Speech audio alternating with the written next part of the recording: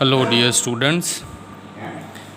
Today we are going to understand the concept of acceleration. So, prior to directly drawing the acceleration diagram, let us understand the two components of total acceleration that we are going to draw today. Now, first of all, here you can see we have one link OA. Now link OA is rotating in the clockwise direction with the help of angular velocity omega. But after angular motion of delta theta, the link has been accelerated by a very minute amount del omega. Whatsoever may be the value, we are considering it as an angular acceleration case. So, let us draw the velocity diagram first for this link OA. We know that velocity of point O is 0. That's why we are able to find out velocity of A with respect to O, and we know that it is perpendicular to the link and in the direction of rotation. So, as the link is rotating clockwise, but obviously the velocity vector will be in this direction. So, arbitrarily I am going to draw the velocity vector.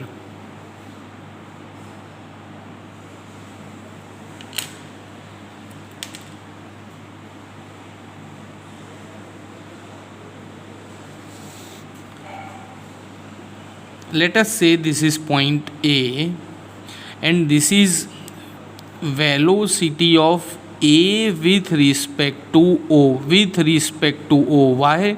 Velocity of A is find out with respect to O, as velocity of O point is known to us, which is 0. Okay, now as it has been travelled by a very small angle delta theta and it has reached to this particular location. So now we can find out velocity of A dash with respect to O. Why? Because velocity of O is known to us and it is perpendicular to this link. As it has been accelerated, but obviously the velocity vector length is more compared to the previous one. This is point A dash.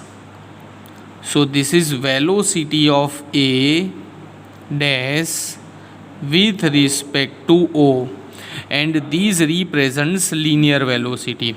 So when I join A to A dash, it represents acceleration. So A to A dash represents acceleration.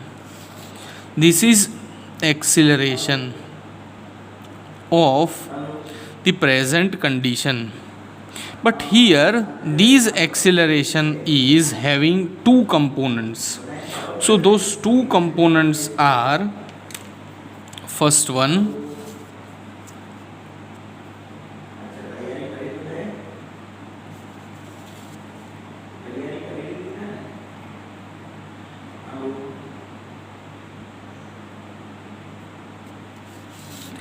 so the components are A to B and B to A dash. So this component is perpendicular to the link. This component is perpendicular to the link. That's why it is called tangential component of acceleration. Tangential component of acceleration. And this component is parallel to the link. It is parallel to the link. That's why it is called centripetal component, FC. Centripetal component. Okay. Now see the direction of the centripetal component. It is from B to A dash. That means centripetal component is parallel to the link and always towards. It is parallel to the link and always towards the point with respect to which the velocity has been found out. That means the centripetal component of OA is parallel to OA but towards O.